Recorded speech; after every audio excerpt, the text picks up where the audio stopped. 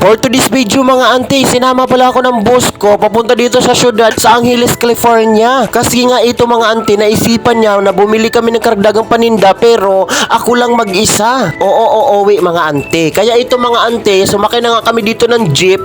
Tapos ito namang jeep mga auntie, bawat kanto humihinto. Hinto doon, hinto dito, kaya sumasakit yung ulo ko. At ito sumilip nga ako dito sa bintana mga auntie. At sinilip ko nga kung saan na kami banda, baka dumaritso kami sa Singapore.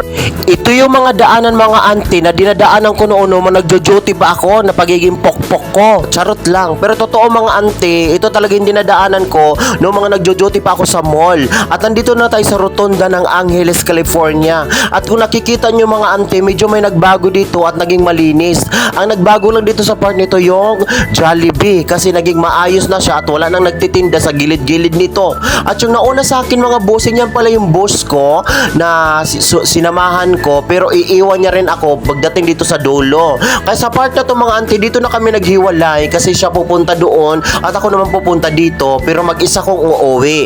At bibili muna ako dito sa may palengke dito mga auntie kasi nga may pinabili sa akin dito na paninda mga auntie, kaya ito tatawid na ako sa part na to. Ayan, so naglalakad-lakad ng itsurang parang sigiriro, no? So dito sa part na to mga auntie, parang feel na feel ko talaga isa kong artista kasi yung mga nagtitinda nakatingin sa akin. Ngayon yata sila nakakita ng magandang kabayo. At ito mga auntie, dito sa part na to, sa likod ng public market na to dito sa Angeles, California, talagang makikita mo may mga murang mga paninda dito, mga tindang isda, kahit anong klaseng tinda, gulay at ano pa at iba pa. Marami kang mabibili dito na mura lang. Pati tao mga auntie, marami kang mamumura dito. At dito sa part na to mga auntie, dito sa pagliko nito, dito may mga tindahan dito malalaki na kung saan makakabili ka ng pandagdag na tinda mo. At ito binabayaran ko na yung binili ko mga auntie kasi wala pa talaga yan, hindi pa dumarating sa amin yung galing sa Singapore. Kaya ang bumili kami dito kasi may stock sila. Kaya ayan mga auntie, binayaran ko na.